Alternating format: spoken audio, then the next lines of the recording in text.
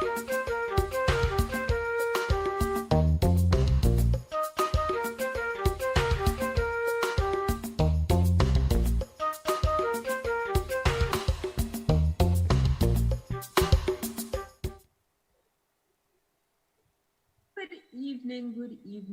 evening, and welcome. It's Thursday, and you are right where you are supposed to be.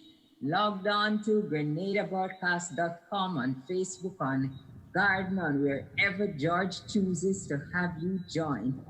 Time for Mek We Chat. And over there at Master Control, we have George, good old faithful George. And see the top of a head that looks like Dwyer. No. Yeah, I was reading something, sorry. Yes. Also looks like Dwyer over there in St. Kitts. We see Catherine. I always feel my heart warm and swell when I see Catherine, which is every day, because I know that Catherine has to get up at 1 o'clock in the morning to join us. No problem. I love it. Yes. And it's enjoying. And we love having you, Catherine. It is such a joy to see the dedication. And of course, I'm yours truly, Beverley. Yes, dear. This group of suspects who talk about a lot of things that other people do not talk about. I get the reviews, I get reports everywhere I go, and I know George does too. You know, people tune in to me and they hear things they do not hear elsewhere. And look at that suspect from St. Vincent just sneaking through the back door. Or was it through the window? But wherever he sneaked in, he has snuck in and he's here. So we welcome Mr. George from St. Vincent. So we Mr. are George, going... Hold on, Bev. Hold on, Bev. Mr. George, can you hear us? I don't think Mr. George? so. Mr. Judge, can you hear us? I don't think he's hearing us. Uh-huh. I just wanted to reprimand him because I noticed he's not properly attired tonight. I'll tell you why in a minute. Maybe that's why he's choosing not to listen. That's 2 weeks in a row. Mr. George's computer has been giving him a hard time. Oh, it's time for sort it out. It's time for us to send the collection plate around the region. A new device. By the way, I mean, I see some of your pudnas out there are already chiming in. I see John is saying good night to the suspects. Who are you calling a suspect, Mr. George? Huh? And Arthur Langine is also saying good evening, brothers and sisters. No. Arthur is trying to be like the Prime Minister tonight. He's saying, good evening, sisters and brothers. Absolutely, yes. Brothers and sisters. It's one of the favorite phrases of politicians, you know. They like to call people brothers and sisters. Yes. Yes. And some like to say comrades, you know? Yes. Yeah. And I see that Yashan Tafari. Hello, Yashan. Yashan was with us last Thursday, wasn't he? I think so. Jerry Oy. Jerry hearing us.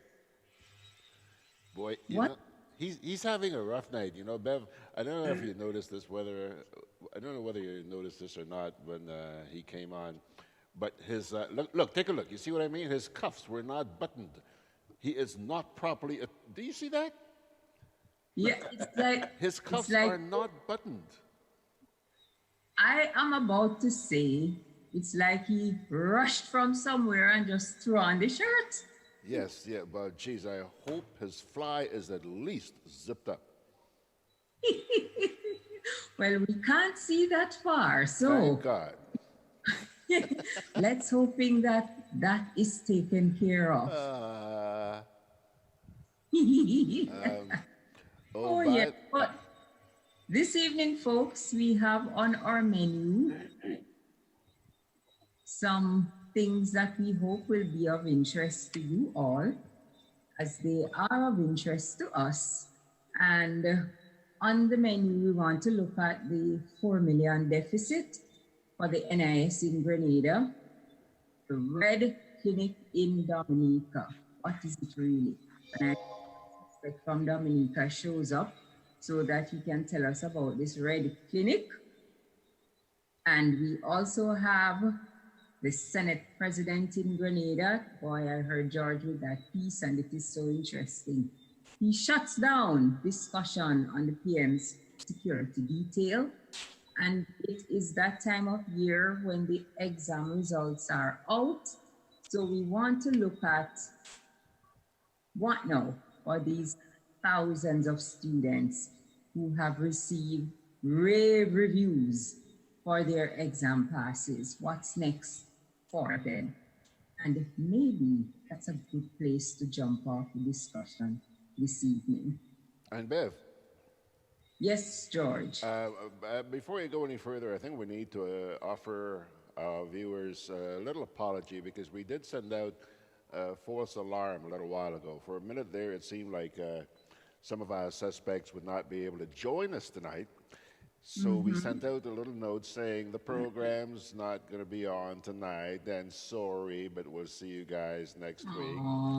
And then I started getting these phone calls, well, I'm now able to make it. So we decided at the very last minute to go ahead.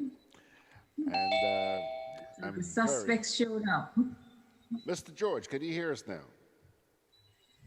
He probably needs to remove those headphones. That's probably the problem. Mr. George. By the way, in the meantime, and guess what, Bev? Margaret, who was supposed to be a no-show tonight, she says, hi, guys, I'm trying to listen. Oh, that's so sweet. Oh, yeah. Well, that is Margaret. nice. Margaret is an old faithful as well. She's all. Oh, yeah. And, is she back home? Is she back in New York? No, she's still here. I think she's leaving. Still here. All right. She's leaving on, I think she's leaving on Saturday. All right. And let's see. Arthur Langine said, that's how it was said in the Revo. I don't remember exactly what Arthur is referring to, but anyhow. John says, when the Dr. M says sisters and brothers, watch out. Well, I know they like to use those phrases, especially when they're up there on the platform and probably feel good, and want the people that they're talking to feel good. Yeah. Say brothers and sisters and comrades and similar terms of endearment, to, I don't know if it's to cup up with people or to make themselves feel good, to say, oh, look how we are. But at the end of the day, it's just hypocritical. Yeah. You do not treat your brothers and sisters the way I see these politicians treating the people they are supposed to be governing. The people they are supposed to be looking out for in the various countries. The way they behave, not brotherly and sisterly at all. Yeah. I always think it should never be like that, because if you see them as brothers and sisters, you treat them ordinarily. But if you see them as professional people, people who you don't know, and you treat them as professional people, I think that would be the difference. But brothers and sisters, I don't like that address at all. Shouldn't be. It shouldn't be at all. Shouldn't be. I agree with you. I would prefer fellow citizens. Yeah, something like that. Ladies and gentlemen, what's wrong with ladies and gentlemen? Ladies and gentlemen. Yeah. Exactly. That's what you need to. That's what we expect from you at that level. Exactly. You don't expect brothers and sisters. I'm not your family. So I don't know why you call me brothers and sisters. I don't know you. So I don't find it's too informal. And we also, there are some very, very dysfunctional families. Of course, yeah. Especially in this country, definitely. You know, all families are loving and caring. Those are family that is functional. So Margaret says you guys have no behavior. why? Why would he say we have no behavior? She. Margaret says she. And by the way, Jerry gone again. Yeah. Yes, I realize that Jerry seems to be having some problems this evening. In the meantime, Hazel Ferguson. Do you know Hazel, Bev? I'm not a Ferguson. I know a Hazel, but not a Ferguson. Okay, well, Hazel Ferguson saying goodnight, everyone. Claude Putna. I hope I'm pronouncing this guy's name properly. He says goodnight, ladies. He says goodnight, ladies and gentlemen. So, Catherine, you see, there you go. Somebody's taking note. Good night, ladies and gentlemen. Good night, sir. Lovely. Margaret says, Jerry has been having problems since last week. Yeah, that's true. Yeah. Okay, looks like we have to start a GoFundMe and get him a new phone or computer or whatever. Arthur Langine is saying the students will get 10 days work in the road if they are NNP.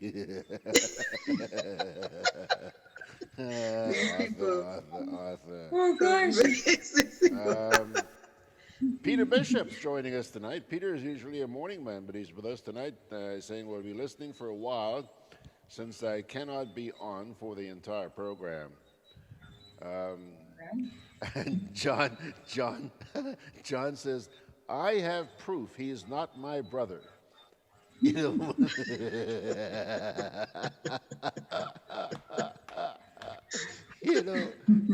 today I took a bus from here today, Bev, to go downtown. No. When I just don't believe in using these phrases conveniently. When you talk about a brother or a sister, it should be from a heart of love, you know, not to get a point across or just to score some political victory. But when you call someone a brother or a sister, you should act accordingly for what a brother or a sister should be. Not to try and bamboozle people and say, oh, look at them, they're going to think we're brothers and sisters, and then you take off and you're going in a different direction. So, all right. Margaret, by the way, is saying here that the comment she made earlier on about our behavior, she was referring to the opening conversation about Jerry. Isaac is joining us. Let me ask you something, Dwyer. I see you sitting there very solemnly. When you were a politician in your old days, I dare say old, how did you call people? Brothers and sisters? Ladies and gentlemen? I call them all of the above, and comrades too. Okay. And friend, I call them everything. Everything good. As long as they would answer, right? No, in many cases they didn't. In many cases they didn't. Oh, really? But I call everything. In the labor parties of the region, we usually call each other comrade. Yes, same here. In other parties, they may say brothers and sisters or members and friends. Okay. But typically, being a member of the labor movement, being a member of the Labor Party, back then, the appellation was comrades.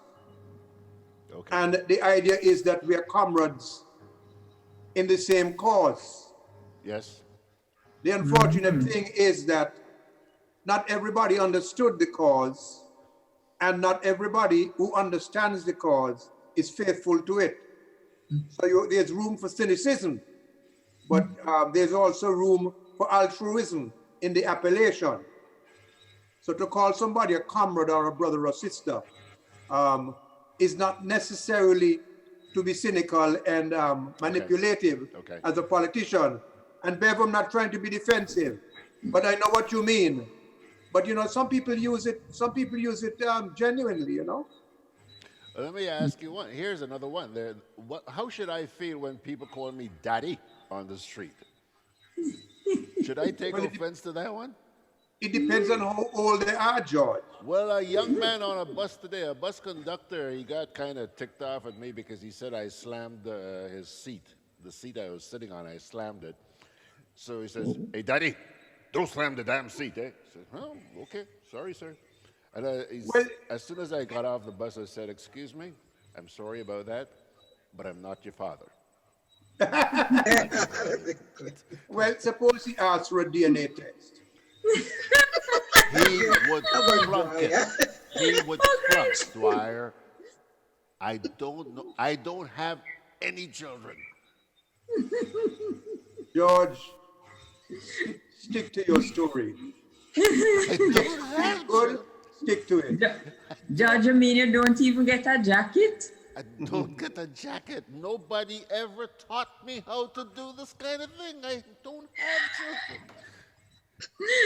Jerry's hearing you now. Jerry's in. Yeah, you see, Artie, look at Jerry's Artie. hearing now. Artie's laughing at me when I say nobody ever taught me how to do this. But you notice he's hiding his Well- mouth. No, daddy is respect. They say a mature man, and they say daddy, you know. And I much prefer a young lady to refer to me as daddy, to look at me as a father, rather than to look at me as something else. And you know what I mean? As long as you don't preface the daddy with something, right? Oh, absolutely. Like some people, like in this country, most people call me auntie. You know the people from Africa and things like that? They'll quicker call you auntie. I said, call me auntie. I'm not your auntie. What you call me auntie for? That's big woman. Hey, auntie. Especially people from Africa. It's showing respect. That's how they show respect, definitely, yeah. Hey, auntie. I said, I look that old. Come on, lady. Come on. By the way, guys, I see an interesting note here. Beverly, don't worry. Let's chill for the first half hour, eh? Let's chill. I mean, there's a note here. There's a note here from John. John says, "George, I get called uncle." So I mean, it could be anything, right? And Isaac here is saying, "George and Beverly, have you both ordered your mug with Dogo Day yet?" Now, are there mugs available as far as you know, Bev? I didn't know that there are Dogo Day mugs available, I think but I wouldn't be surprised. There should be T-shirts too. I did suggest to John, you know, John got you, Margaret, and me the Moni mugs. Okay. And I did suggest to him, you know, that, hey, maybe this is an avenue for him to make a couple of bucks, man. Get some Dogo Day mugs. Jerry, I think you're hearing us now, but for some reason we can't hear you. No, we cannot. Oh. No, we're not hearing you, Jerry. But you're hearing us. Well, Jerry, let me say, since you're hearing us now, just let me say that what you did miss is us admonishing you about not having your cuffs buttoned. We noticed, we said you were not properly attired tonight, and that might have been the reason why you did not, we were not able to hear you. But you did not have your cuffs buttoned, and we took note of that. Now, there's another character just to the right of you there. That one is in Dominica, and now I see him giggling. Good night, Mr. Martin. We haven't heard from you. Good night, Uncle. Good one, Alfie. Oh gosh. Well, look, Artie, there's the note here as you speak from Margaret, and I think I'm going to read it right now. Margaret says, "I think context is an important consideration when these names or terms are used. I think we can tell the difference. It is part of our culture to do so, and I would hate to see us further descend to the level of impersonalization that exists in the developed world." So what the hell did you mean when you called me Uncle, Mr. Martin? Well, just to put your mind at rest. Most popular slogan in Dominica over the last few days is Uncle. Where the money? So you're in pretty elevated but troubled company. Yeah, I'd rather not be. Yeah, no, but in for normal people, I think it's really it's an expression of endearment, and I think a search for reestablishing family, both extended and otherwise.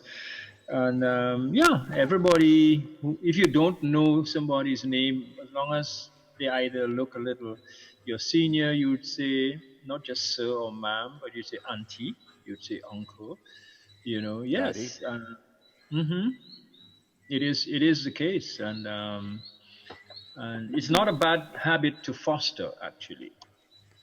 Because so it's better than yo. Yes.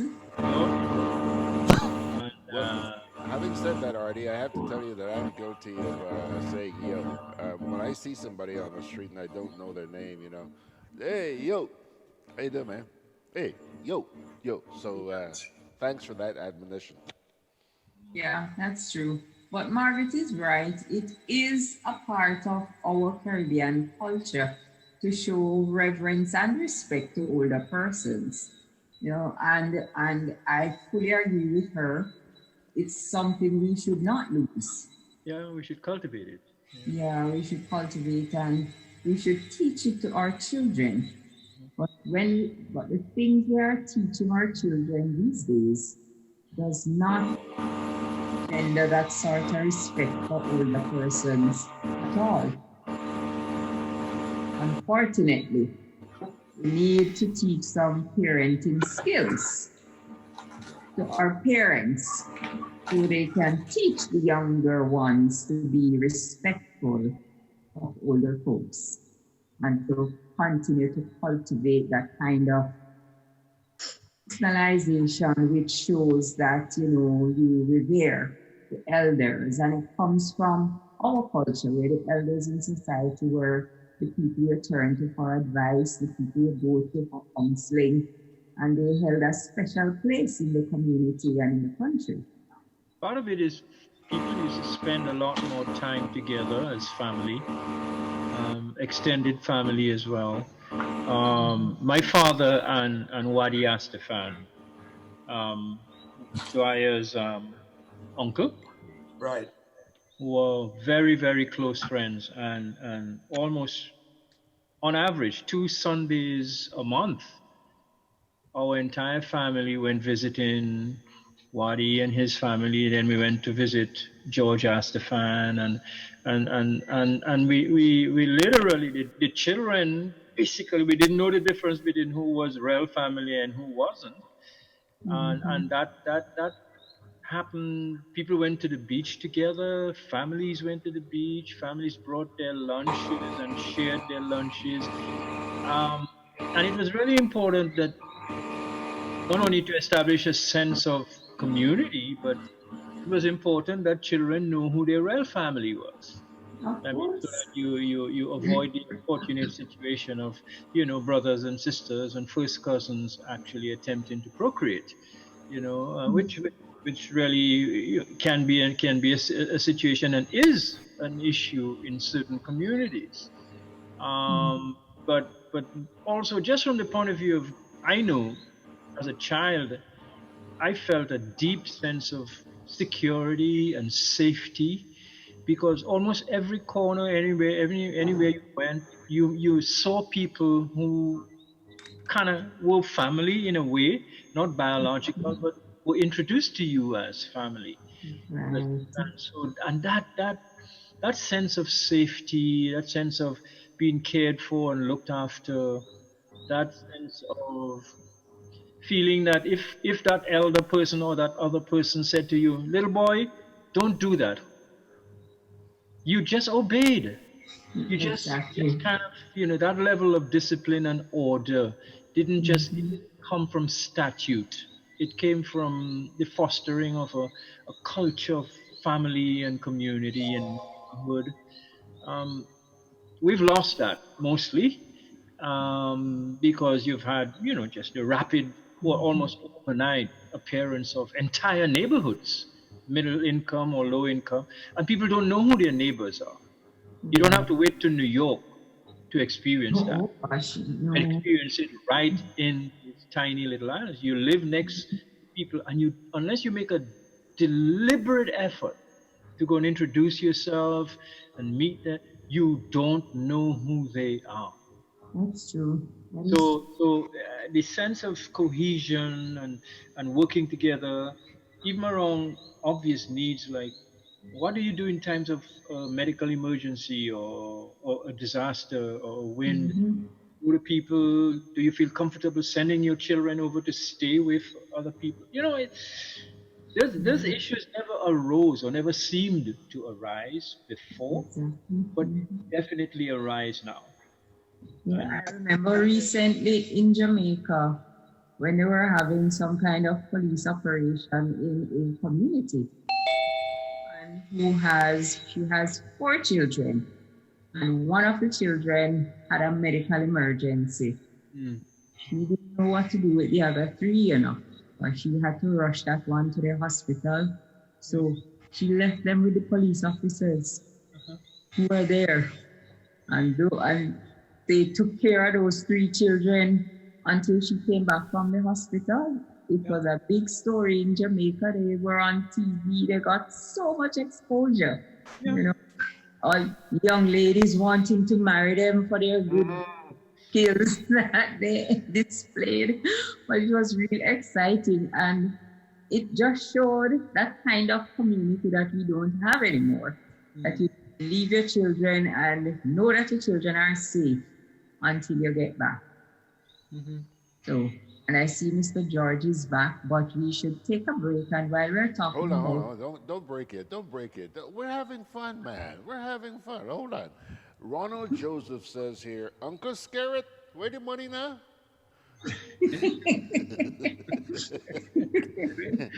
Any money gone? On a serious note, guys, Isaac says here, he says, in Grenada, the word comrade should be banned after what comrades did to each other in October of 1983. You do not execute your comrades. So true. No, I think that's not a sufficiently deep reason. You know, language is really very important. We shouldn't stop using what could be a very good term because there's been a bad historical experience. I think it's a question of how the current society acts, behaves, and defines or redefines the term. Even the term friend, a more generic term than comrade. What is a friend? How many friends do people have these days? Are friends important? You know, it's not because you don't have friends or you had a bad experience with a friend that you cease to use the term. So we need to have, I think, a much deeper sense of purpose to why we might do things. I do believe, though, that one of the primary projects for us as a people, as an island people and an archipelago of islands, is to refoster that sense of community and friendship and caring. Is Black Stalin, the Calypsonian in Trinidad, who had that song about Rasta knowing and Rasta being in the lead of trying to refoster the notion of community. And yeah, you know, but for us, I mean, the federal boats, for example, was a mechanism that allowed us to establish a sense of community and friendship with other islands because it was affordable, it was regular, it was safe. And we traveled.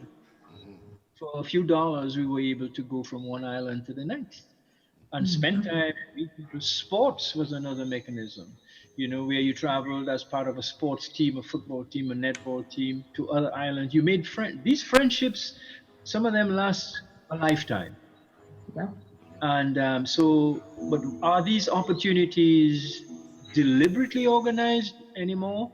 Or have we kind of given full football to FIFA, a nameless, faceless beast, Have we given cricket to West Indies Cricket Board? In other words, how close are these initiatives to come to us?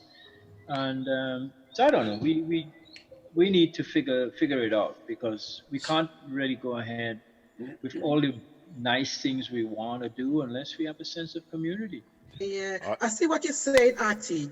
But one little problem I have with this, as I said, words are important in the way we describe and we discuss, we call people. I look at it sometimes as, I am saying the word. I look at it as a good wine coming from a clean bottle. Now, if that wine is good, and if that wine is coming from, where that noise coming from? Anyone has? Somebody has a sewing machine out there Yeah. If that wine coming from a contaminated bottle, then I wouldn't drink it. Mm-hmm. It depends on who that word is coming from. Not everybody who call me friend may be genuine. We got to be, we have to be kind of cautious with that, actually. We can't be so naive and say, well, everybody who call me friend. They are not. Yeah. PM call everybody brothers and sisters in this country, but there are a lot of people that he hates in this country. He wouldn't call George, he didn't consider George as his brother, sure. He would consider George as his brother. He called him uncle. You call George his brother. Come on. So we got to be, we're not honest. A lot of us is not honest. Yeah. We just do that to get people to trust us and things like that. But I don't trust you. Don't call me sister. I don't trust you. That is what. So it's like a wine, good wine, but it's what the bottle is coming from. It's contaminated. That's how I look at it. That's my problem. That's my problem with that. Sorry? Let me see if I can get here now.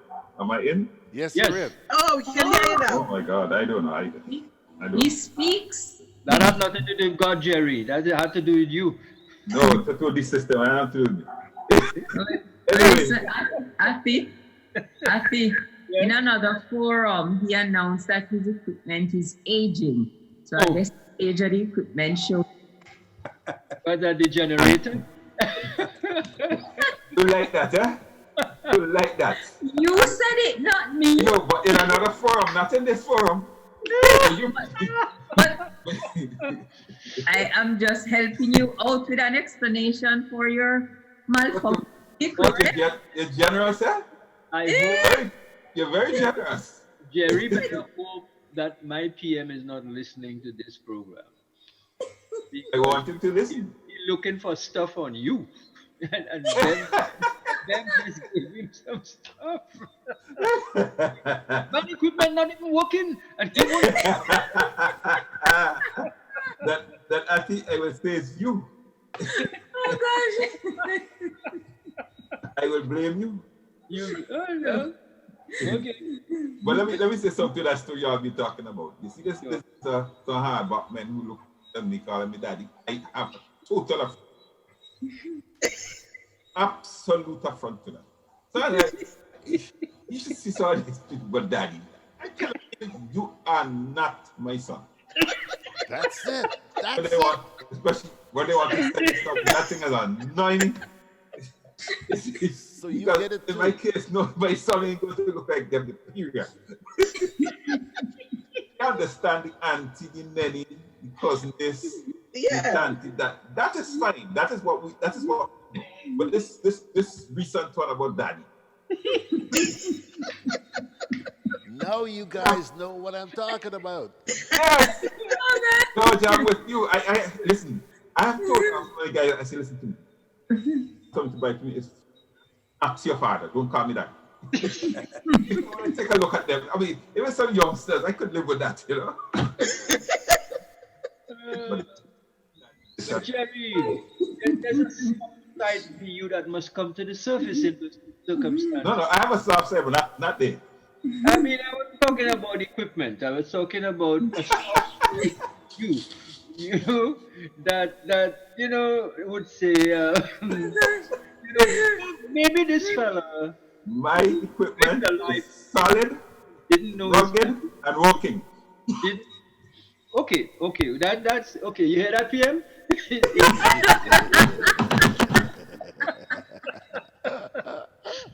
But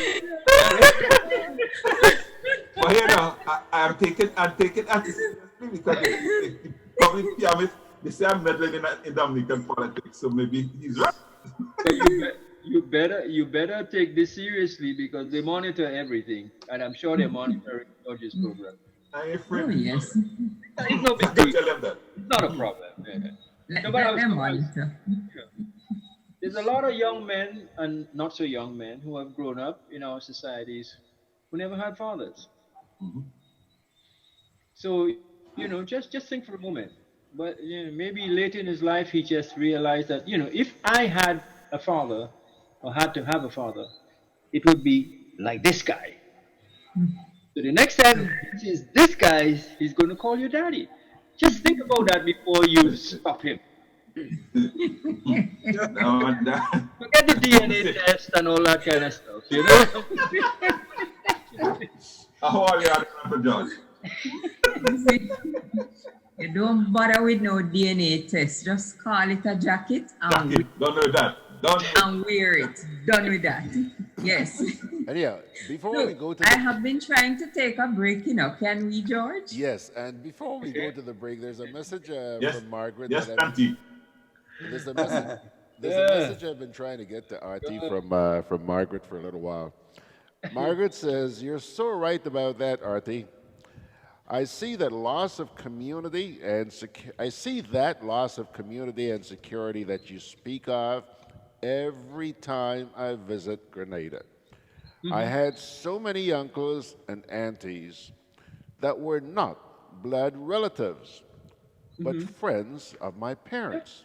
Friends of your parents, yeah. They were our security blankets." Yeah. Okay. Oh, yes. Now that I got that off my chest, Yeah. we can go to Come back and comment on that. the break. Come back on that. Juve chocolates, cocoa nibs, and cocoa balls from Diamond Estate Grenada are now available at Amazon.com, Amazon.ca, Amazon.co.uk, and GrenadaMarket.com. Try their sensational touch of nutmeg and a touch of ginger chocolates, 75% dark and rich, 100% pure cocoa, and their 60% dark and sweet chocolate bars today. Amazon Prime members enjoy free shipping on these orders in the USA, Canada, and Europe. GrenadaMarket.com. When you can't come to the island, the products of the island will come to you.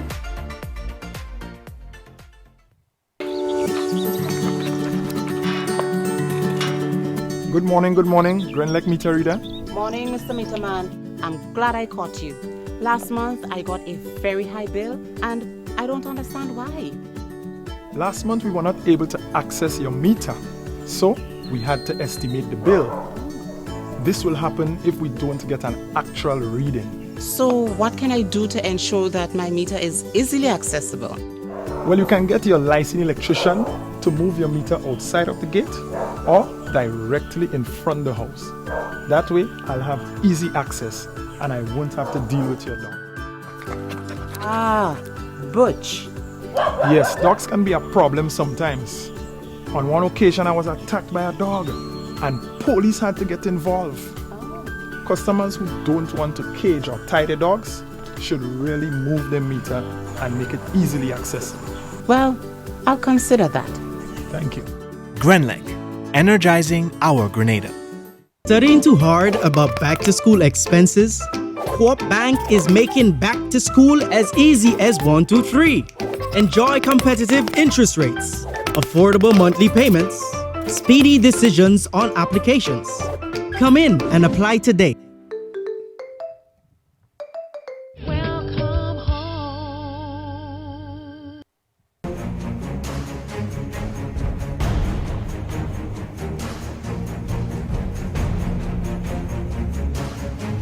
You don't know how many hurricanes will be coming this season, so you need to be prepared.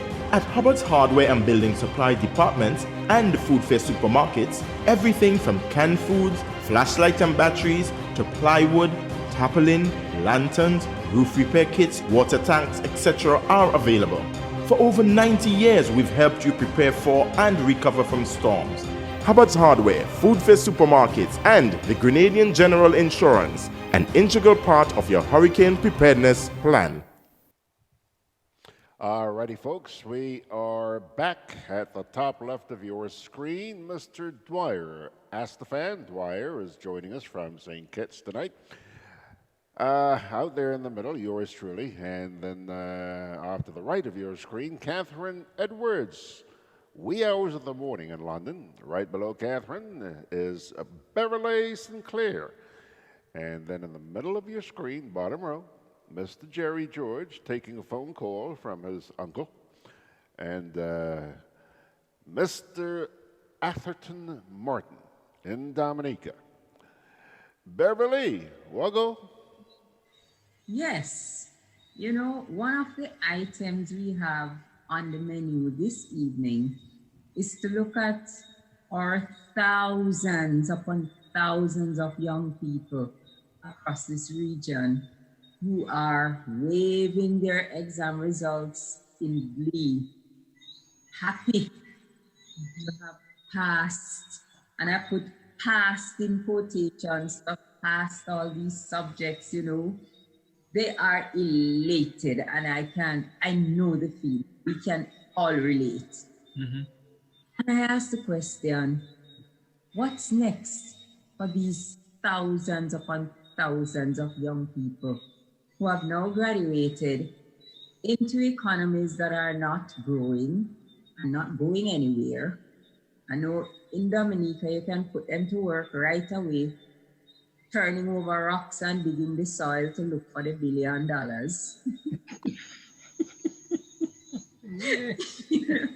You're so creative. See, because you're not scared, you're looking You know, I always have, since I hear about this missing money, you know, I have this picture in my head of every single person in Dominica lifting up floorboards, you know, going behind sheds, digging into old vehicles, because Dominica has derelict vehicles like everybody else, and just going behind the waterfalls and just searching high and low. A whole new tourism product you've just described. Absolutely. Find the billion. Why not? That's come, true. Come help us find the billion. Of course. Jamaica has created an entire tourism industry around a ghost named Annie Palmer. So, yes. You can create an industry around the search for the billion. I agree. But we have all these bright, excited young people who have now graduated from secondary and tertiary institutions. What's in store for them? What do you see in Dominica, Aki? Well, you know, it's really interesting because one of the big parallel issues to the $1 billion issue here was an attack, a very vicious, vigorous attack launched by the Prime Minister on the leader of the opposition at launching of one of his candidates last week. And he launched an attack on the quote-unquote education credentials of the leader of the opposition, who does not have, if you will, the classical university degrees. He has lots of professional training and professional degrees, etc., in various fields, management, journalism, etc., etc. But he launched a scathing attack on how this man could ever do anything worthwhile in his life. He doesn't even have a high school education. He doesn't even have a birth certificate. He doesn't, you know, how to.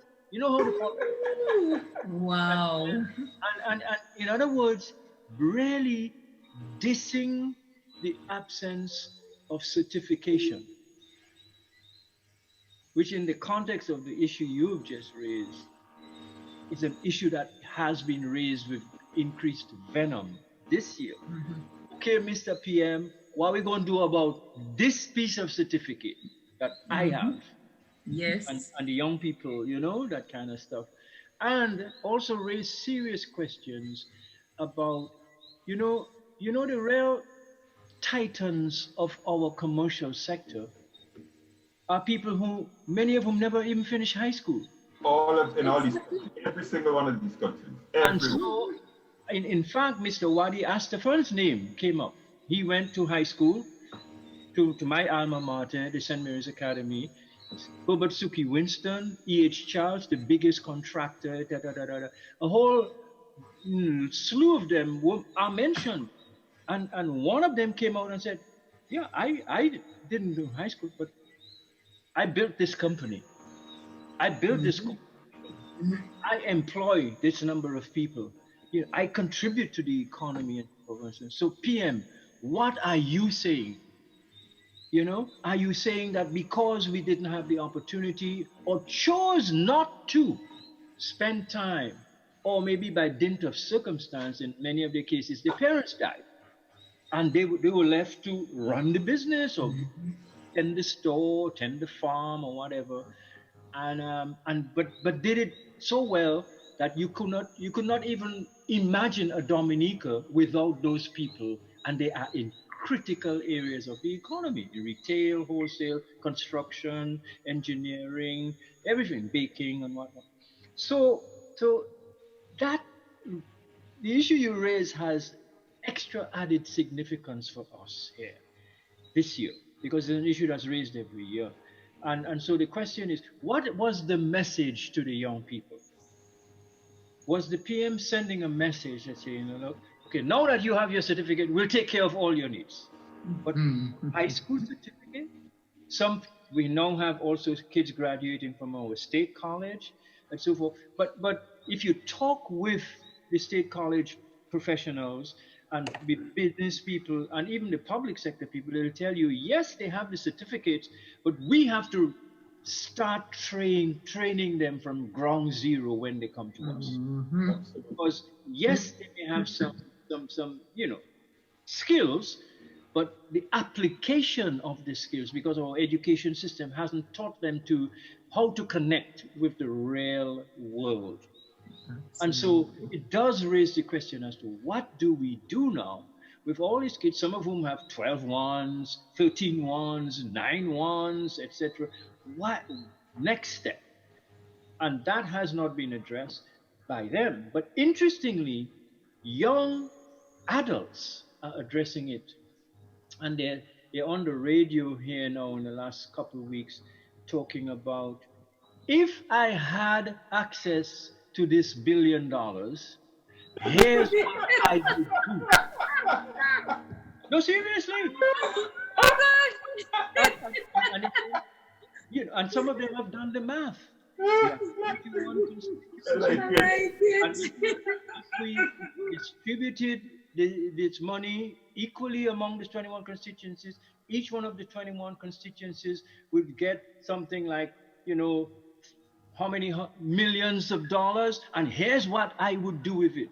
And they go into the IT, they go into applied IT, they go into arts, culture, and entertainment industries, they go into sports industry. So it's the young people who have actually taken on the task, hallelujah, of defining, of appearing now to be ready to define how they will connect with and engage the society. And I think that is, for me, that's a really interesting new thing.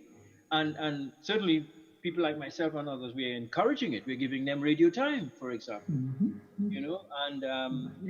but on a whole, we are not even structured to do that. We no longer have a technical college.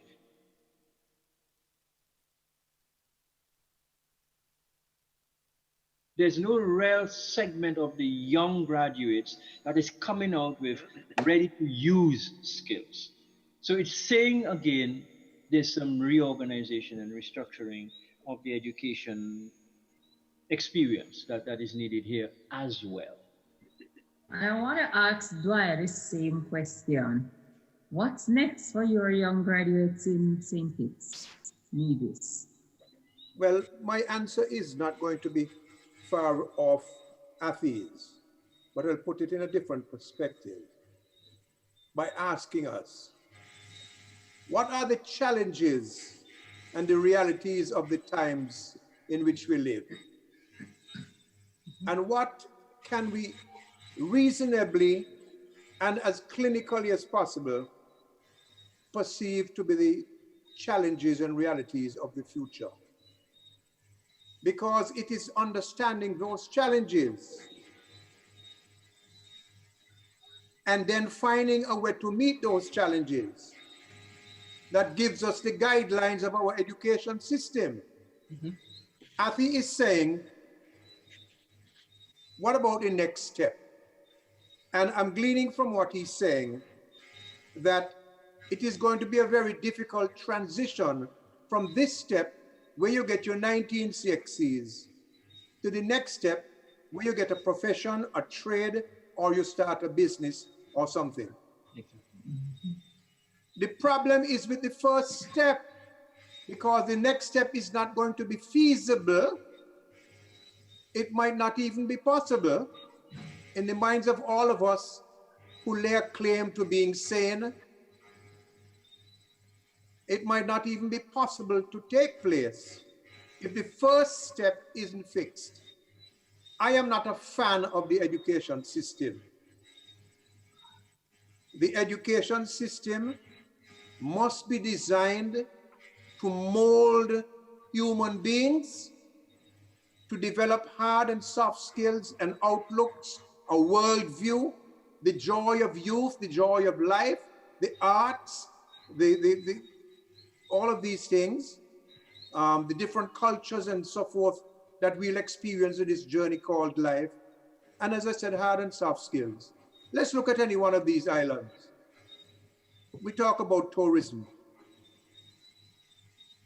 That's an industry.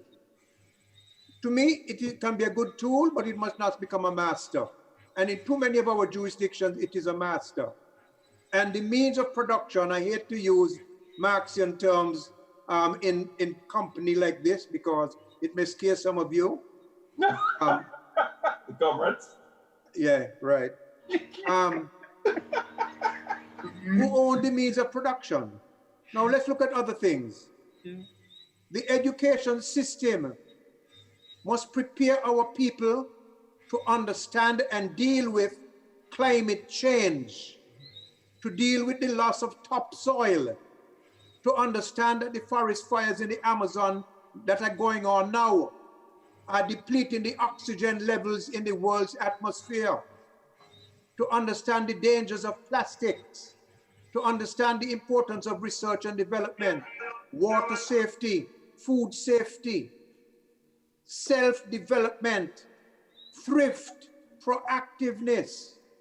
And our education system is a regime to try to get people to pass exams. It is an exercise in parroting. The children are bright, What it is. but the children's intellects are not being provoked anywhere near to the level that they need to be provoked. And it is the fault of the education system. So what you will have is this difficulty in transitioning from a dysfunctional education system, and again, forgive me for using such an extreme term, dysfunctional education system, into what we hope will be a functional world of work and enterprise, both economic and social. It ain't gonna happen. So to me, the first step needs to be fixed. And then every other step, not easily, but will fall into place. True. Jerry, we are looking at what's in store for these excited young people showing off their passes at the CXC, the CSEC, and the Cape level. What's in store for them in St. Vincent? Got you to St. Vincent tomorrow. Oh, your audio is dropping out. Your audio is dropping out. We're not hearing you. Beverly, I noticed that there's a note here from John saying that there are constant interruptions, and I've noticed too that there have been some interruptions. The program's going out fine, but yes, there are some problems on the internet tonight, so maybe that's why you're not hearing Jerry. All right, but Okay. see, because I'm seeing the free test member. We're hearing you now. Not, and again, you're gone silent on us. I don't know. Okay, but now we're hearing you again. Yeah, there are definitely some internet problems tonight, but Yeah, try your best. Try your best. Okay, I said to you, right? I'm not going up because I'm not sitting. If I brought you to St. Vincent tomorrow, I'll take you around the country. Around the country, you'll find groups of people. Among those groups of people, if you went and interviewed them, some of them are past college students. They have college degrees. But twice per year, at Christmas and at this time of the year, the government gives them 2 weeks to, and they ask graduates of the colleges. That's what hurts me, because in the past, in St. Vincent, those are the kind of stuff you give older people to do. But these people have been out of school, out of college for the last, some of them 5 years, and they've never had a job. You see, where the prime ministers of these countries tell young people the lie that an education equals some kind of degree. I've met people, young people who have gone out and done degrees in psychology. What do? They can't get a job in those degrees. On the other hand, as quite rightly said, in the areas where we need, look at a place like Dominica. We have had a terrible hurricane. You need all the skills in the world, the plumbers, the painters, the builders, the masons. We can't find them. Grenada had, and I'm talking about St. Vincent because they're all the same. Grenada the other day had its fancy hotel silver. When they came to finish in the hotel, they couldn't get workers to do the finishing. The same is happening here. But our leaders continue to tell the young people the lie that you are somebody when you get. They have rushed off and done it, to come back. I met one, she was the valedictorian in her class, and she was not able to get promotion within the service for 10 years. Wow. Yes, she had to wait before they could give her promotion and give her a salary. That just lying to these young people. I met a young lady.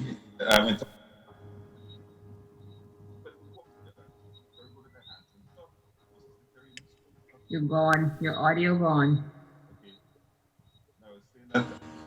What? Really don't know.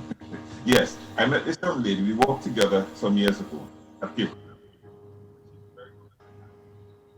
You know what I find recently? How many people coming to me asking me to teach them crochet? I said, that's because crochet is now the thing. Yeah. When a lot of our young girls grew up in the past, they knew how to crochet. I even did some crochet in my time. Because, yes, it's definitely a try thing up here.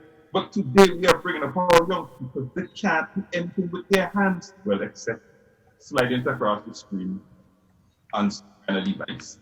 And they're useless. And it's not their fault.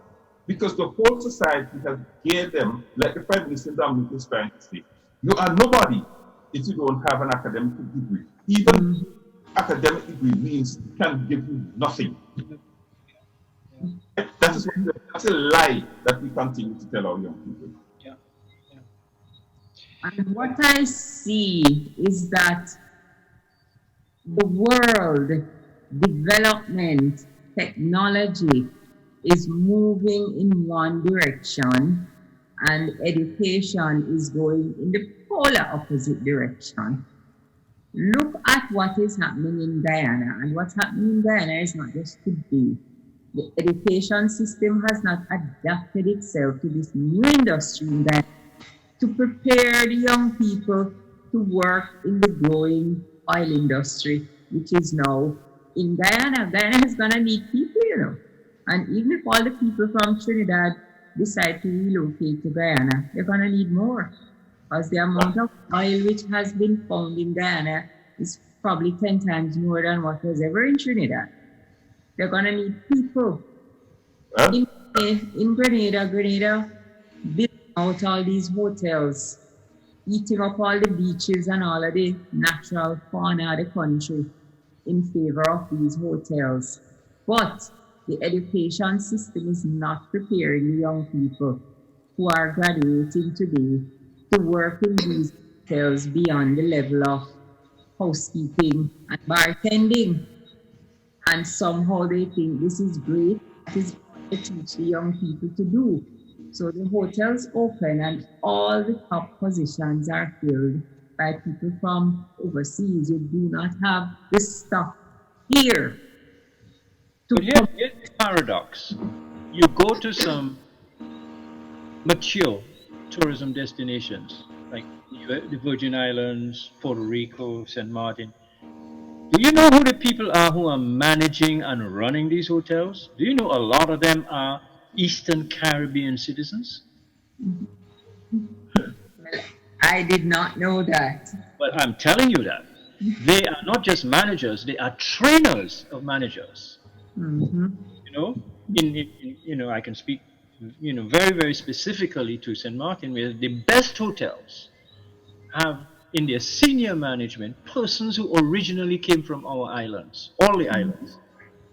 And yet we are importing people from Malaysia, from wherever, to run our top flight hotels, as opposed to approaching our own people who are just a 1 hour flight away, and who will come, and who come home on vacation actually, but have never been invited to do that. They meet all of us when we travel, and they constantly ask how are things going, they follow things, and they say, but you know, and they do the tours for you, and they tell you, let me show you how we could be doing this in Dominica. Let me show you our kitchen. Let me show you our reception. So we have an interesting dilemma that gets to Dwyer's point. That's part of the reason why I agree with Dwyer. It's not going to be easy to make that transition. It's going to require a mind shift. There's another reason why it's going to be difficult. You mentioned Guyana. You mentioned oil. Guyana has diamonds. Guyana has gold. Bauxite. Just take these two precious items. Diamonds and gold. Have we even prepared past generations to sort of turn that into a market-ready kind of products with the whole value chain, you know, relating to diamonds, relating to gold in place, as opposed to raw materials wrested out of the ground and handed on over to somebody else to do the real value added. Another example, Guyana is the only English-speaking Caribbean country that figured out and did a carbon credit exchange with the government of Norway for a tiny portion of Guyana's forested areas. And just so Norway is paying Guyana $250,000 a year to keep that little area in forest. That's not even 1% of Guyana's forest land. Do the math. Do the math and tell me what kind of oil industry could even approach the generation of that kind of income while keeping your forest system in place and while ensuring, to go to one of Dwyer's points, while ensuring that the lungs of the earth are contributed to in a positive way by keeping Guyana's forests away from the bulldozers and the fires. You know, so that's why the shift is difficult, because those kinds of considerations, all of which have big science behind it now, it's the science of sustainability, the science of forest management, the science of sustainable energy. Guyana has enough hydro to power up the entire English-speaking Caribbean on hydro alone. All we need cables. Forget oil. But you know what? Oil is more sexy. Oil is more attractive. It's where the money is. Oil is where the money appears to be, right? But there's money in hydro. There's money in gold. especially now that Russia and China are looking to buy as much gold as they can lay their hands on, and it's money in diamonds. My gosh, in our little CARICOM grouping of less than 5 million people, we have a member that has all these resources. But are we training and educating and even informing our people that that's the future? Let me say this, because one of the countries in the Caribbean. Well, I was struggling with Jerry and the audio. I think he has a short on his mic line. Yeah, it would appear so. Loose wire thing. Yeah, his headphone. He has a loose wire. Yeah, Lord, poor Jerry. You're killing Jerry tonight, man. That's been the story of his life. Equipment problem. Equipment problem. Malfunction.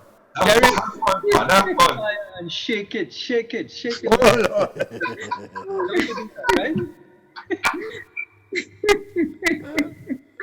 I heard that calypso recently, you know, shake it. All right, man, I'll have fun at my expense. It's good. You shake the wire, right? But I was making the point, right? I was making it, that one of the countries in the region that has some of the best educated people is Ghana. One of the things that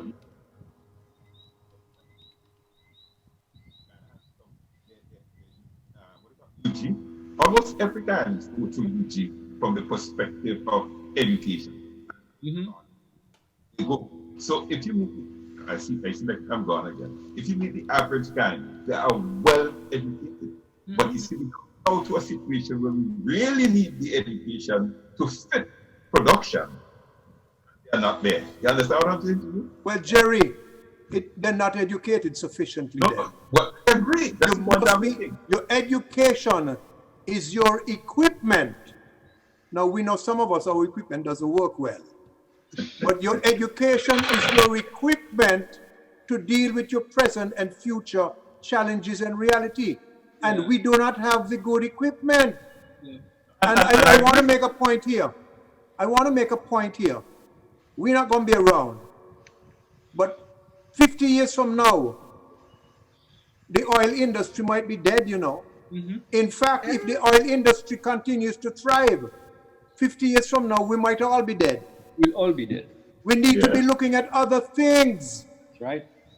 Other things. Sustainability, and our people must be educated in global physical sustainability, social and cultural sustainability, and economic and political sustainability. We don't know enough.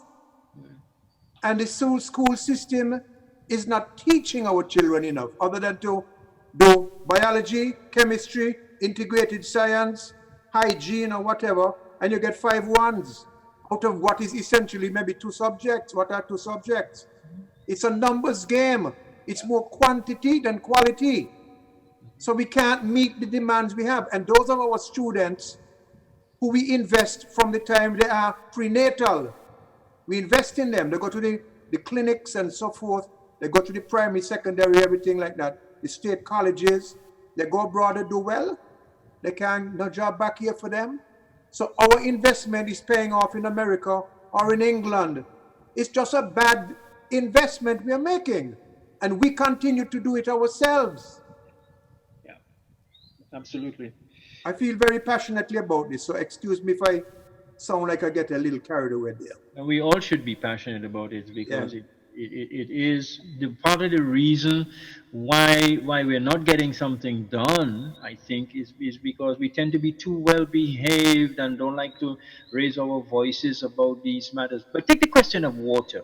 Every single Caribbean island, with the single exception of Dominica, is running out of water. Mm-hmm. That's the data. Jamaica just announced that they're running out of water. You know what that means?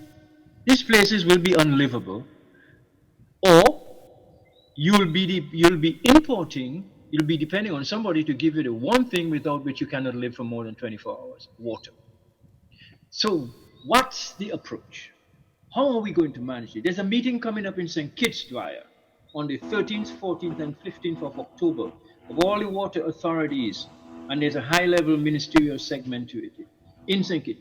And they say they are going to be addressing this challenge.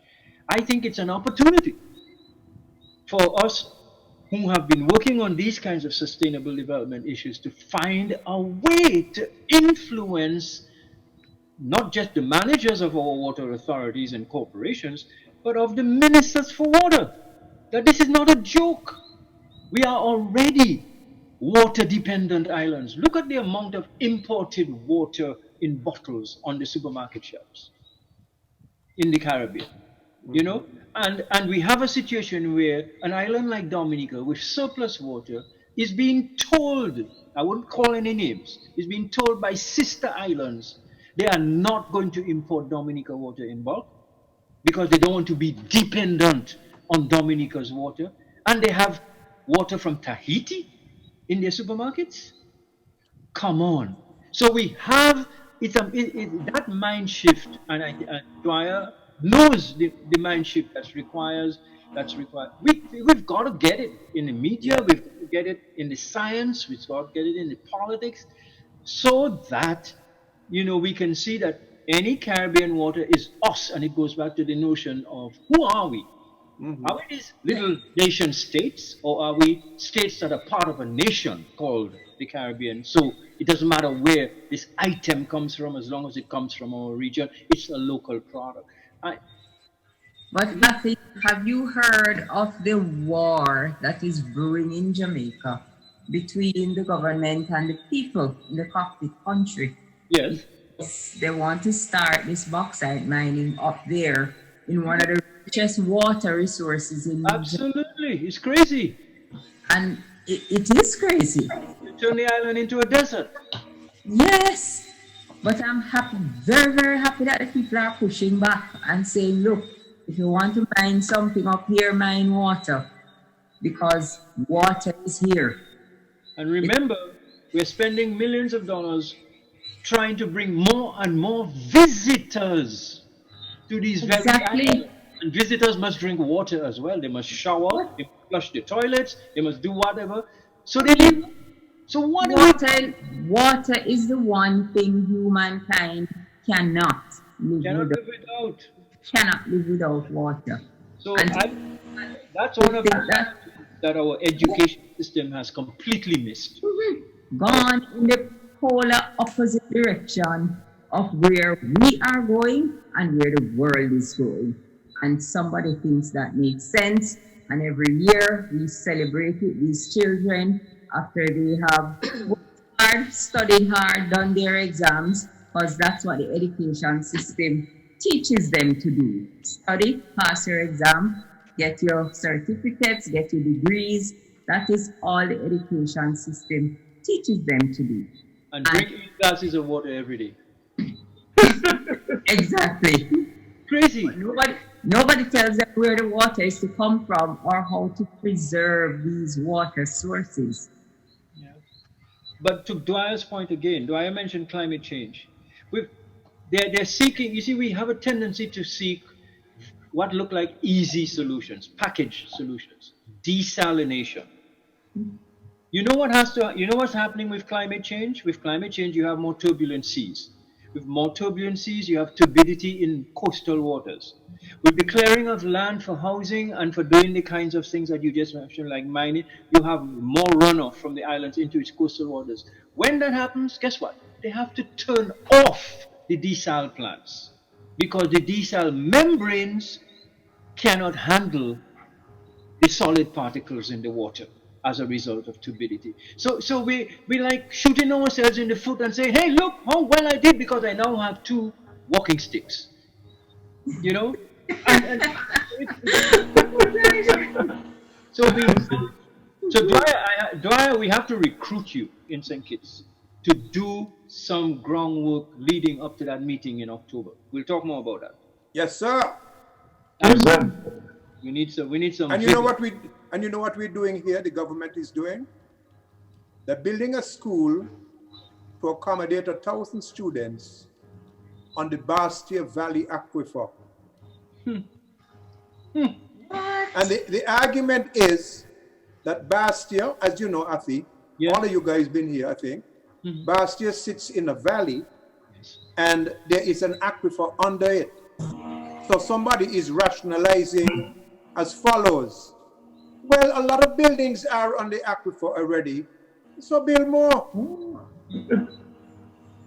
Just like a lot of buildings on the beach already, so build more. Let me tell you, it is beyond painful. It has become shameful. Yeah. It has is beyond painful. Oh, yeah. It's just foolishness. But Ati spoke just now, are you guys hearing me? Ati spoke just now about the membranes not being able to but think about the poisons that are running into the water. And these poisons are not only what is run off from the land, but a lot of stuff being dumped in the oceans. Absolutely. Absolutely. Yeah. Water comes down out of the sky. God has provided for it. Yeah. Yeah. Oh, but the easy solution seems to be desal, but it is not the best thing to do. It's not. It's not a solution. It's one of the things you can do, because you can use desal water for certain things, you know, for showering and stuff. But for human consumption, the WHO has been warning about this for over 15 years, based on their study of nations like in the Middle East that have been using desal as their main source of drinking water for more than 11 years. After 11 years, your organs begin to give out. So it's not just your equipment alone that is at risk here. It's everybody's equipment. You know? And so we're not suggesting we're not suggesting a one item solution. You need a diversified solution, which is the only sustainable way. You need people need to capture water. They need to reuse the grey water. They need to put water savers on all their taps. And we need to have bulk water. We need to have desal. You need to have a portfolio of water sources so that you don't become dependent. Because you know, if a hurricane hits, you know, when the first plants to shut down are the desal plants. And what do you need most after a hurricane? Water. Water. You know, last week in Barbados have a serious problem. They have a crisis. A crisis. The minister said to them this week in one of the areas, we can't do anything else. Yeah. The water supply has not been replenished sufficiently, so we can't pump in. We have pumped out all that we can. When I read this thing, I'm going like, really? That's right. Because they have water. He says, we have pumped out all that. It's aquifers again. Right, exactly. Aquifers. As Dwyer was talking about St. Kitts, and their water table has dropped well below sea level. So a lot of aquifers are now victims to saltwater intrusion. That is for sure. That's true. That's right here in St. Kitts. Right here in St. Kitts. When I read that this week, I said to myself, "But it's more serious than anything." He said, "We have pumped all. There's no water down there to pump. The whole area that I impacted is and this is the rainy season, man." So, Afi, sorry, what does it say about an education system that does not provoke your intellect and your concern with regard to what is perhaps the most critical challenge you're facing as a people? What does that say about your education system? It says that it's like so many other things. It's an offshore system as opposed to an onshore system. We have offshore banks, we have offshore hotels, we have offshore this. This is an offshore system. And we've never connected it to the root needs of the society. Well, that's what education is all about. Absolutely. Well, nothing else. So well, over to George, who's going to take us to the next break with whatever he wants to do before he takes the break. Well, there's a little note here from somebody named Tony Ben, and he says, in my sea survival training, I learned that one can live for 30 days without food. but not 4 days without water. Without water. That's right. All right. Absolutely. There's also a note, Bev. I think this was sent to you, Jerry, Margaret, Athy, and me. Somebody says here, I recently became aware that our Minister of Legal Affairs in Grenada, Kendra Mathurin Stewart, made a post on her Facebook page to inform her followers that she was in Singapore earlier on this month. She stated that in her capacity as Minister of Legal Affairs, she met with certain persons and signed on to a convention. Why are the people of Grenada not informed officially by the local press through the Government Information Service? Why, whatever is done in the capacity of her official duties is the business of the people of Grenada. Where was the Minister of Foreign Affairs at that time? We were told that he was off to China. Where is China in relation to Singapore? In the absence of information, the only option is to speculate or be left in the dark again. Please try to ventilate my concern on your program, Mek We Chat. George, I was going to ask a question. It makes it sound like the minister went to Singapore, signed some agreement. Because that's how that sounds to me. That's what it sounds What it says. It sounds like that. It says, yeah. But that, I think. But her primary purpose for travel was not Singapore. Her primary purpose of travel appears to have been China. But that Singapore thing came up and she went ahead and did it, so there was no prior information, no knowledge of it. And when she left, you didn't know that? Well, that's the impact I got. You plan a trip to the other side of the world and you don't know where you're going or what you're going. Thank you very much. And you just making a detour? Yeah, yeah. Oh, really? No. Yeah, well, that is how we do business, you know, so it would not be surprising. Well, here's a classic for you to take us right into the commercial break. John in Carriacou says, Kendra, Dogo de.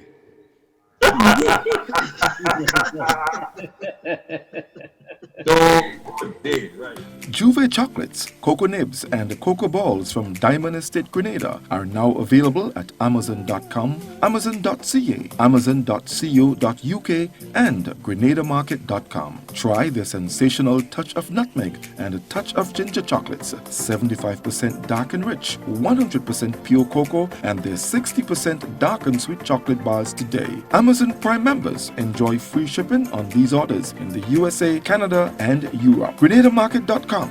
When you can't come to the island, the products of the island will come to you. GRENADA Community Partnership Initiative, supporting health. To the individuals who will be using these vehicles to serve the people, please ensure while we are using these tools that we use these tools in a manner that we will all be proud of. To GRENLEC, a long-standing partner with us, a true testament of what can happen when private and public sector work together for the benefit of the people. GRENADA, energizing our community.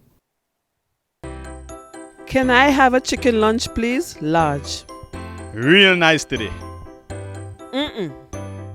I don't want that. Well, you just asked for a chicken lunch. I don't have problem with the lunch. Afraid the container. What is the problem with it? These styrofoam containers, they don't good for the environment. They shorten with life. What foolishness you telling me? So what you want me to use? Put my food in this. Where you get that? At the food fair, where you could get all biodegradable food boxes and disposable food supplies like cups, plates, anything you could think about. Name it, it's there. And they don't harm the environment. Food Fair, taking the lead in cleaning up and protecting the environment. Hey, like you take me advice, you get in your biodegradable food supplies. Well, girl, I supporting who supporting the environment. That is why I shop in at Food Fair. Food Fair, where you can fill your baskets without emptying your pockets. Products distributed by Hubbard's agency, Kirani James Boulevard. Studying too hard about back to school expenses? Co-op Bank is making back to school as easy as 1, 2, 3. Enjoy competitive interest rates, affordable monthly payments, speedy decisions on applications. Come in and apply today.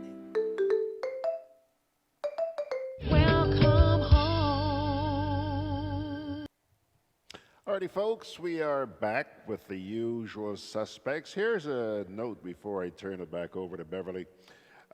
This one is from Claude Putna. It's a little bit off topic, but he says here, George, in Grenada, the Prime Minister says we find oil, but no training for the young people to manage the industry to whom the oil belongs. What say, Olia? But John, your calls have to show me the oil. Show me the oil. In Dominica, they say show me the money. In Grenada, show me the oil. Yes, just like searching for the billion in Dominica, we're searching for oil in Grenada. Really? Is that true? Is there prospecting really going on for oil in Grenada? It's supposed to happen. That is the $1,000,000 question, Ati. Okay, all right. Because the government of Grenada has not issued any information about what is happening with the oil and gas business in Grenada. The last we heard was before the election last year, when the Prime Minister announced that, we find oil, and who you gonna trust to look after your oil money? No oil out there. And that is just the first find. A lot more is out there. So who you gonna trust to look after your money? That's what I heard about the oil in Grenada. And that was election talk. From the election come and go. We haven't heard anything about neither the oil money. But the real future for us in the Eastern Caribbean, in terms of a fossil energy source, is natural gas. The main natural gas vein from Venezuela and Trinidad passes just right almost underneath Bird Island. I think Bird Island. But our PM handed back Bird Island. Right, that is why Venezuela wanted it. It wasn't for oil, it was for natural gas. No, that's what I'm saying. That's why they want it. Yeah. So, but I just have never. Yeah. And it's within our exclusive economic zone. It's 120 miles off Dominica. It's further than that, Ati, because it's your economic zone, but it's ours because you do the measurement. It's not absolutely clear from St. Vincent for St. Lucia. They could make the exact same claim. That is why that thing is dangerous.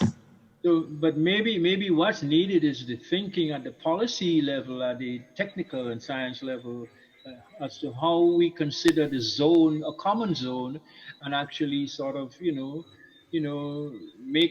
take initiatives to sort of reclaim it, use it, develop it as a common resource, as opposed to each one trying to build its energy. Exactly, because the islands are just too close together to do it another way. Otherwise, it doesn't make sense. And too small.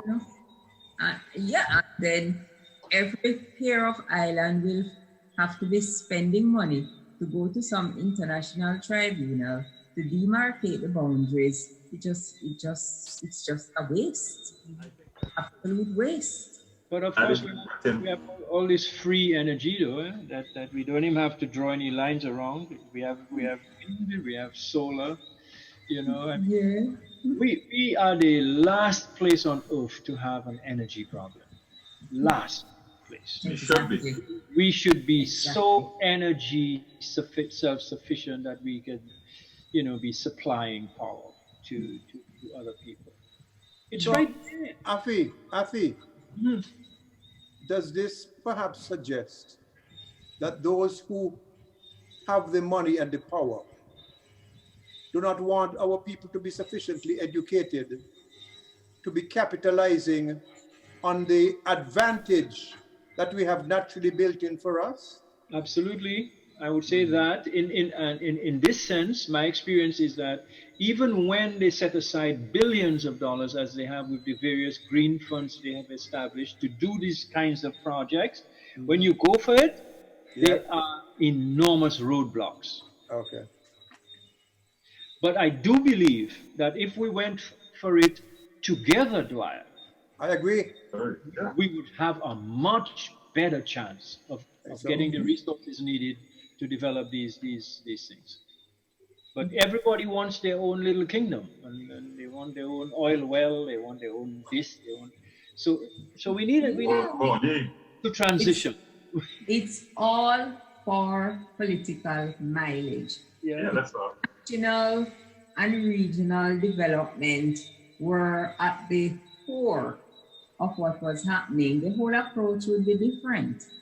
But if it's too politically driven, as are so many things in the region.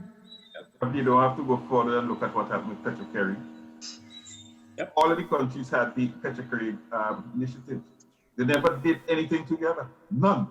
No? Yeah, we didn't do anything together. Everybody had their own separate agreement. The only time they get together, it's for the little boys clubs meetings. Go eat, drink, have fun, go on vacation, and go back home. The last thing we did very well together was West Indies cricket with people like Viv Richards and Brian Lara. That was the last thing we did really well as a region. Can you think of anything else we've done very well? World class well? I mean, ruler of the roost? Well? I think 17 years. It hit me this morning that is for 17 years. Yes. West Indies have not won against India. I know. Well, 17 years. Lost the idea of West Indies. There's no idea of West Indies anymore. Nope. Now, we don't think of ourselves as one. No. And because of that, we do not march forward that way. All these little fight downs, all these little sandbanks just need to listen to this and come back. How many members of CARICOM we have now? It's 15. We have 15 CARICOM members, 15 national anthems, 15 national flags, 15 presidents or whatever. I mean, come on. I mean, it's like a fairy tale. For 3 million people. 15 high commissions in London. 15 high commissions. And some sandbanks. So, I mean... Yes. And some of them don't even pay you with the dues. Yes. Everybody has a high commission. Yes, exactly. Everybody has a high commission. So it's a joke. We know what has to be dismantled, and we know what has to be in place.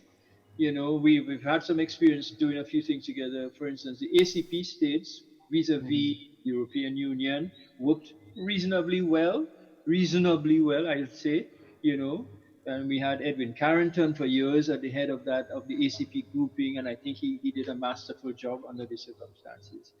But beyond that, we never really converted these good experiences into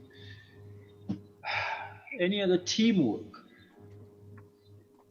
So, well, after there is something we have on the menu this evening that we need you to explain. Which is?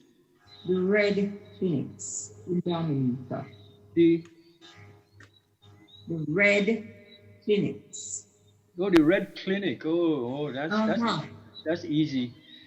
That's easy. If you want to see it in action, come here on a Wednesday, any Wednesday, and go to the financial center, which is where the Prime Minister's office is located. And you will see people downstairs in various stages of dress and undress, but the one common factor is that the color red. You dress in red, or you wear something red. You have some people who come on crutches and you never knew they had a physical disability. You have people who come carrying babies and you never knew they had any child. And then the child comes with part of a package. There's different changes of clothing for the children. Because when one mother comes down with the child is handed to another mother. They change the shirt or the pant and they go back up with the same child. And essentially the Prime Minister himself personally sits in his office and hands out cash, dry cash, to people who come to him. They come with their little stories, or their child sick, or their mother dead and they can't afford to bury, or they need to pay their light bill, or this. Anything from $200 to thousands of dollars is handed to people in cash. And that has been going on for over 7 years. So that is where the 1 billion gone? No. That's before the billion, man. Billion. He can't do the math on the billion yet. That is just that's peanuts. That's money. He puts his hand in his back pocket and he pulls that out. Where does that money come from? That money comes from various other programs. Petrocarib was one source. Mm-hmm. They never provided an accounting for close to 300 million EC dollars of Petrocarib deferred payment monies. It was handled by a minister, Mr. Reggie Austri, and it disappeared. But so that money went on an account, and the minister the money I would take it went on account. And the minister was the signatory. Was a signatory, a minister, a signatory. Yes. That's very odd. That's very odd. No, it's not out here. We do a lot of things here. We have a new norm here. Mm-hmm. Be very careful. You want to know what our countries will end up looking like and working like in the next 3, 5, 10 years? Come and see Dominica. Because we are doing things here that you wouldn't imagine. I never thought I'd live long enough to see it happen. I never thought I'd live long enough to see a prime minister put his hand in his pocket and be handing out money in full view of people. He's campaigning now. And he has police officers around him and civil servants keeping track, and he's handing cash out in the open. Where did that money come from? It came from somewhere he has access to cash. It's not his personal account. Okay? So it's called the Red Clinic every Wednesday, and there are people who for years now have lived off of that Red Clinic. There are people who have forgotten how to work, who have stopped looking for work. These are not just teenagers. These are adult people as well. Okay? And all you have to do is to sound red or look red, and you qualify. You know, and so this is happening on premises that are paid for and maintained by the taxpayers of Dominica. It's money that should be in the pool of money to which the taxpayers have legitimate access. Please listen to me, please, because same things happen. The same thing. The Prime Minister has increased the amount of money from the consolidated fund. It's in the budget that goes to the Prime Minister office. Yeah. And the same thing happens here. That money is exactly what does used to do that. People go there. I mean, there are people around town say, "Boy, I need some money," and it's just handed out. Yeah, but Jerry, how does that money get reflected in the accounting system? Somebody good. No, it must be it's converted from, it's taken from an account and it's turned into cash. Yeah. Who does that? How is that recorded in the accounting system? Listen, a check is given. It is sent to Jerry, your audio giving us trouble. There are times, Dwyer, when they go to Parliament for a supplementary. Yeah. he's handed out more money than than was originally than was given, and he's just taking it from somewhere else. So he gets a supplementary approved by the parliament. So now he can repay it, and it comes through the National Bank in the account against the line item, various line items that are associated with the Ministry of the Finance Ministry, the Prime Minister's office. Yeah, well, you see, you have a very complex way of doing it because it started out like that. And I thought, the Prime Minister just put more money into the Prime Minister's office and said it is for that. He said it at the time. Million. Because when you look at our budgets every year and you see the amount of money that goes to the Prime Minister's office, and like, why is all this money going to the Prime Minister's office when everything that they claim the money is doing there is something handled by another ministry? Exactly. Okay. Because it's government ministry for social affairs. Yeah. Sorry. Jerry's trying to say something, but Jerry's audio is giving a lot of trouble. No, but I was saying that it is money to be handed out. It is money to. I'm telling you, when it started with all the economy. I'm increasing this money to the Prime Minister's office because, yes, people come to see him, and from there on, we never hold another question. Not even the opposition asks about the serious business. Yeah. And you see hundreds of thousands of dollars and even millions of dollars going to millions. It's millions of office it's millions. In the budget. Yes. Yeah, it's in the budget. And for what? Yeah.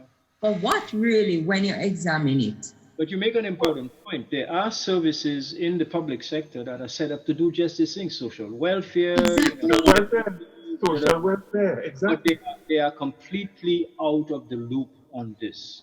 No, They get their allocation personally hand out money to people. But they're not in the loop.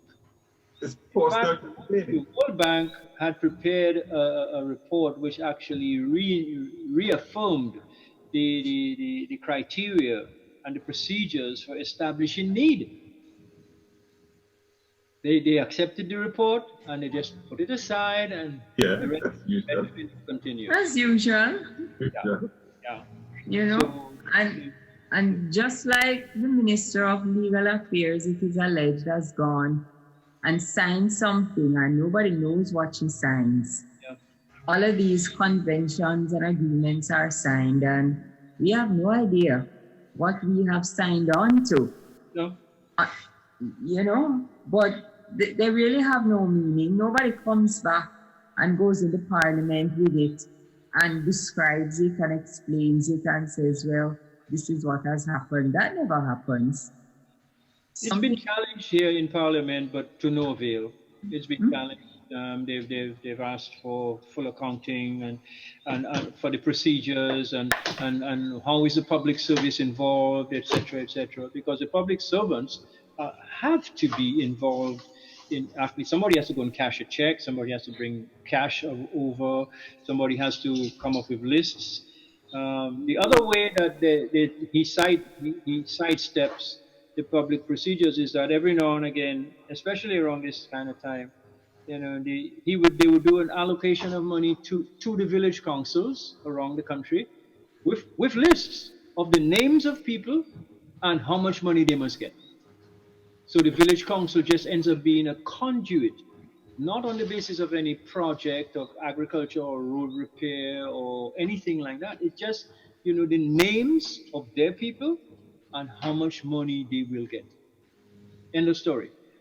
And so the local government mechanisms have been completely adulterated by this and other mechanisms. You know, so we really, you know, we really need to. It's a shame.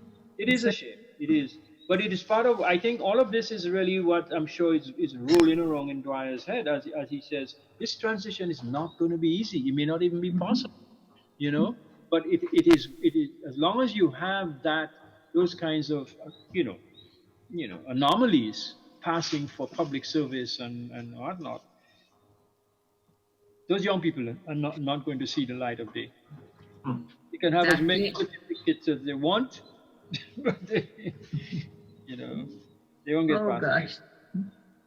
Well, we have very little time left.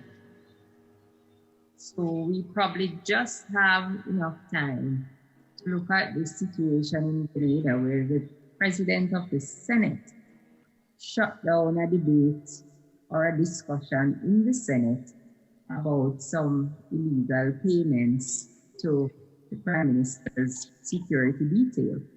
We have talked about it a few weeks before, where the Prime Minister has these security officers, police officers, that he says they can't go on leave and you just pay them the money for the leave contrary to the law and let them work.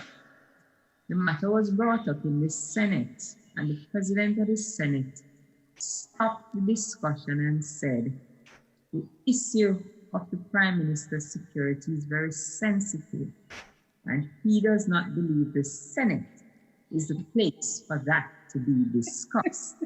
I love it. Were they discussing, Bev, were they discussing strategies for security?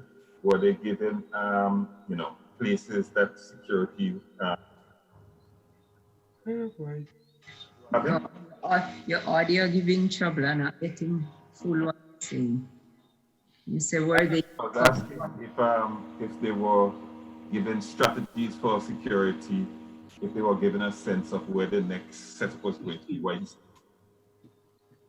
Well, I couldn't even get the sense of which direction the senator wanted to go, the one who was on the first speaking. Fully get the sense of where he wanted to go, because the moment he brought that up, the president used his chair to stop him and tell him that the Senate is not the place for that to be discussed. So, where is the place for it? Area? But if we can't discuss it in the Senate, we can discuss it on Mek We Chat. We can make law here. Yeah.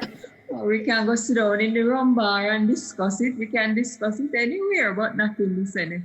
Yeah. But, I mean, I have never heard anything so off the wall in all the time I've been listening to debates in either the upper or the lower house. You know?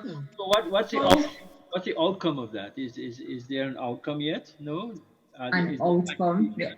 For getting it back on the agenda, or what? The outcome of it is that the senator who was speaking just left it alone and moved on to another issue, and none of the other senators raised the issue. Not even on a point of order? Nothing? No, it was no point of order. The president said he's not making a ruling, although he can make a ruling, but he's just asking everybody not to talk about it. I'd have forced him to make the ruling. And nobody did. I'd have forced him to make the ruling. I want to know what order he to make the ruling now. Yeah. You know, see, I got a headache. His head. Has this been discussed in the public square? Anybody asking any questions in the media? And you call in radio programs and stuff? People have talked about it all over Grenada. Street corner. So is there a sense of outrage at this? In some quarters, yes. And it's the usual kind of mixed bag where you have people defending it and people who are saying it shouldn't happen. You have other police officers who, would say things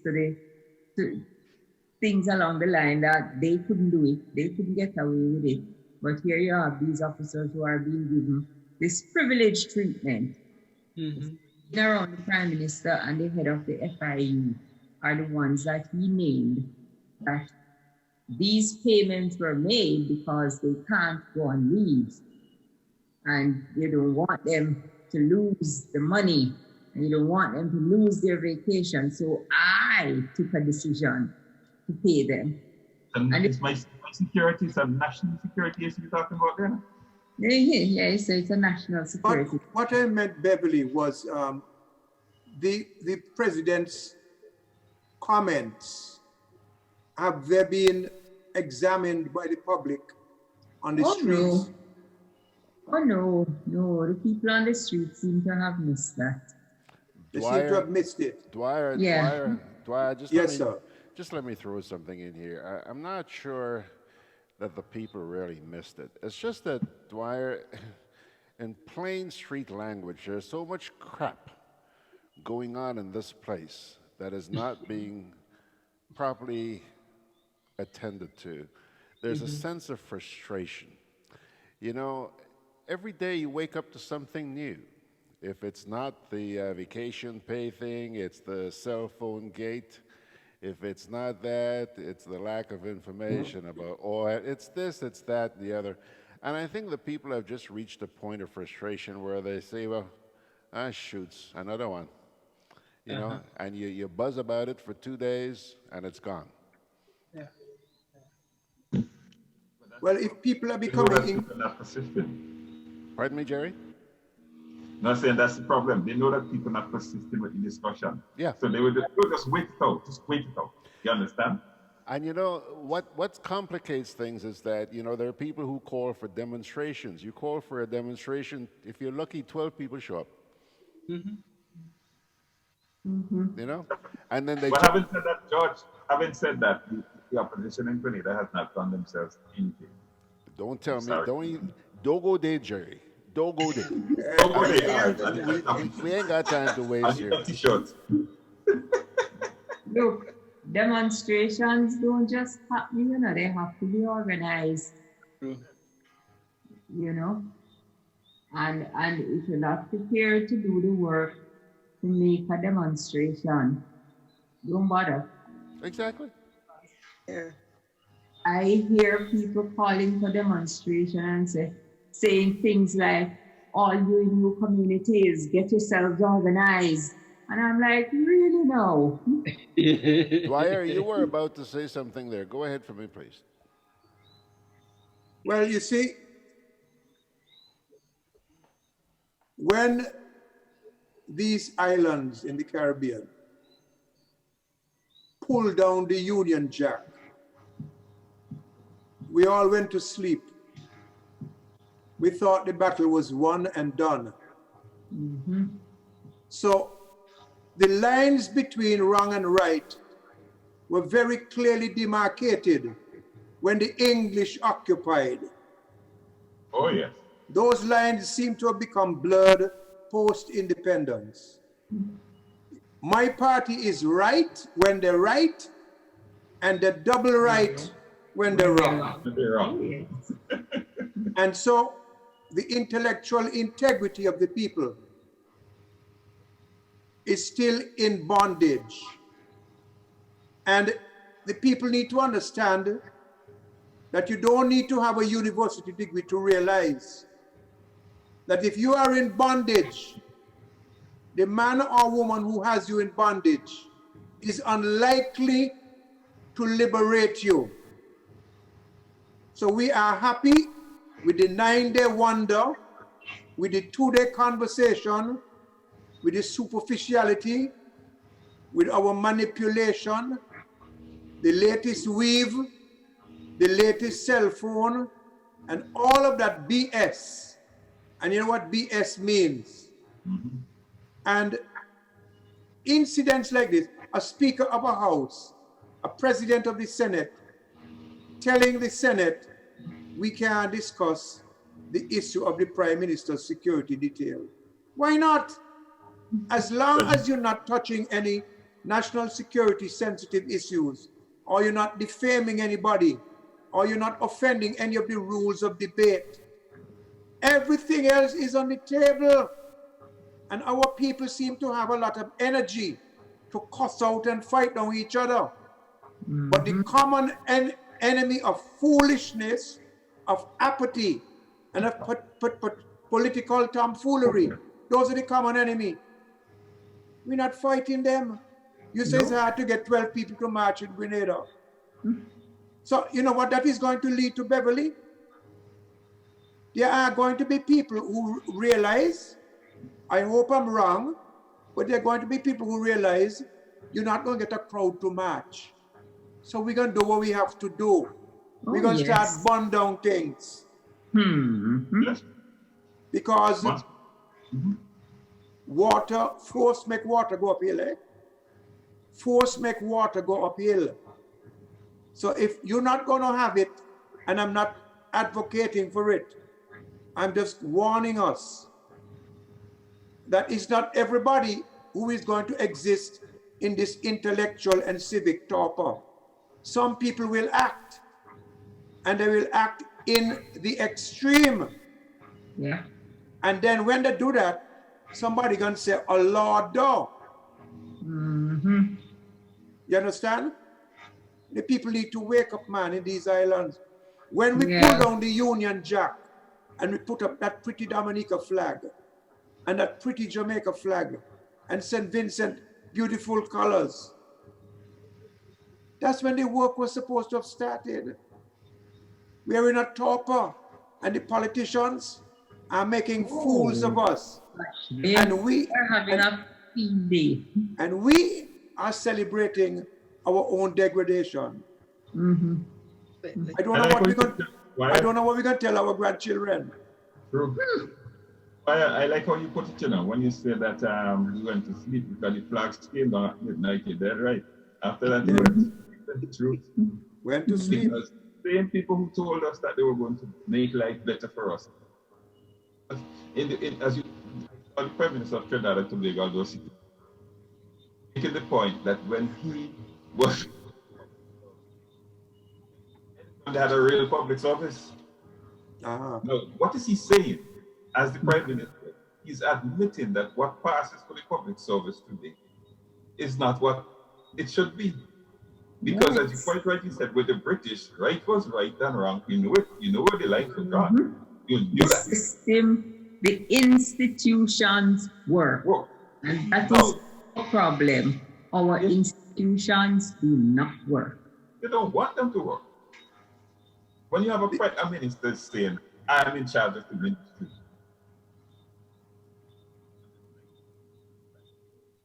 Jerry, sorry, we're not hearing. When you have judges that say no sitting judge is going to rule against a sitting government, and he says in the open. But we are down. A real judge said that? A real judge. Yes, And yes. that real judge is still sitting on the bench. Ask Jerry about it. If a real judge said that, yes. If a real judge said that, he should be on the bench. A judge said that. I didn't hear you, Jerry. A judge said that for fact. No, shouldn't be on the bench. Not on that bench. Maybe on another bench. Maybe on a We're park out bench. of time, guys. We're out of time. Beverly? Yes, we are. Okay. Wrap up. Beverly? Once again, let me thank all of you for Jerry. Hold on, Jerry. Yeah, guys, I realize we're out of time, but we're on a very, to quote the President of the Senate, a sensitive matter here, okay? And I just want to get some of these comments in here. First of all, Opie says the President of the Senate went as far as the PM in saying, "Dogo de."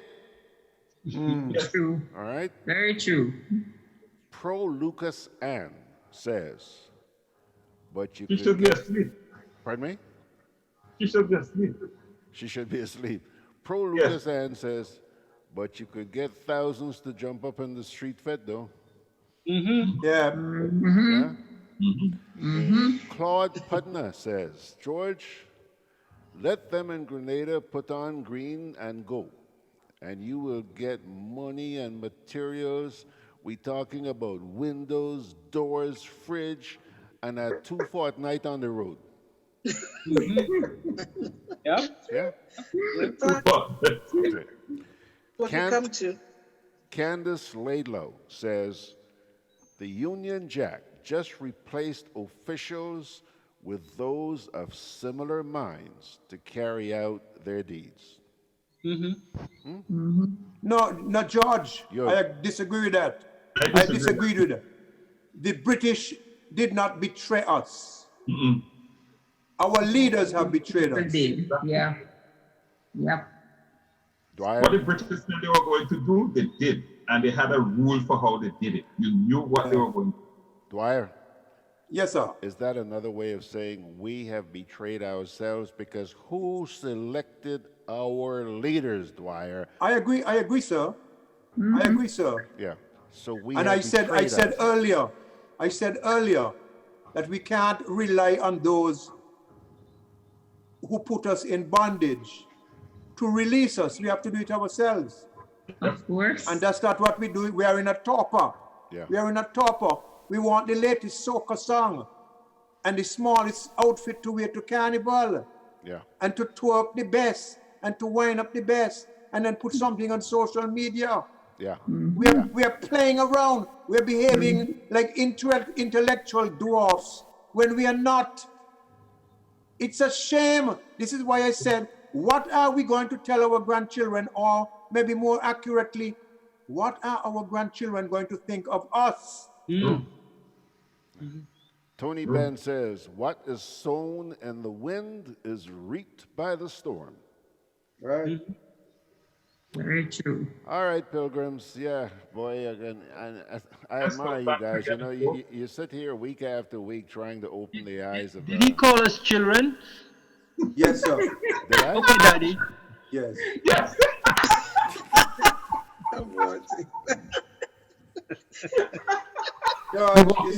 George, you walk right. Yeah. Night, Daddy. Good night. No, you know. To all the folks listening to us and watching, thanks again for joining us for another edition of Mek We Chat.